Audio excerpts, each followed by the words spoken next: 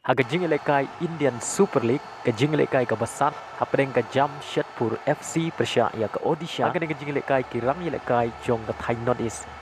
kilala bne lekai bha ya ke lekai lahapan pensange kumba shikanta namar ke jur palan jong slap hadin balas dang ya ke lekai ke Jamshedpur FC kalayo ban penkijar ningkong tangah ke minit ke balai lengba u Daniel Chima bat ya ke bol la penbu dau Ricky ubadai player jong ke jela Mizoram batang hadin nyau minit kata ka minit ke ba Shipeu ke Jamshedpur FC kala yo biang ban thep ya ke gol ke ba ar ke jong ka lengba u Bori Singh Thangjam ubadai na ke jela Manipur bat ya ke bol la penbu biang da u Ricky Lalau Mauma wat la ke Jamshedpur kala yo ban thep ar gol tang hapo Shipeu minit Henry ka Odisha ka klem du Jingerman bat daya ka minit ke ba khat nyau lengba u Digo Mauricio ubadai unong Brazil ulayo ban penkijar nengkong nang benta ka Odisha nabar jong ka penalty box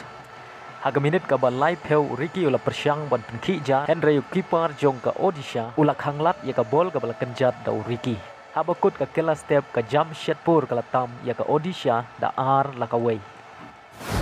haga kela mit kata ka minit ka ban riu peu nyau u Pedro la yo lat ban ra ya ka bol para merway bat ugol keeper Henry keeper jong ka Jamshedpur ulala ban khanglat ia ka bol kenjat do Pedro haga minit ka ba pra ka Odisha kala yo ban tep ia ka gol penyakai lengba u Isa ubadai u player naga jela Mizoram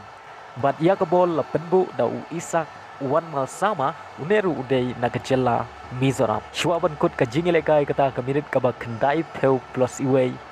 Udigo Mauricio ulayo ban tep ya ka gol ka balai naga benta ka Odisha bat ka gol ka baan naga benta ka jong bat ya ka bol la penbu dau Isa bat lengba ka ni ka gol ka Odisha ka lala bat lem ya ka Jamshedpur dan lai la ka ar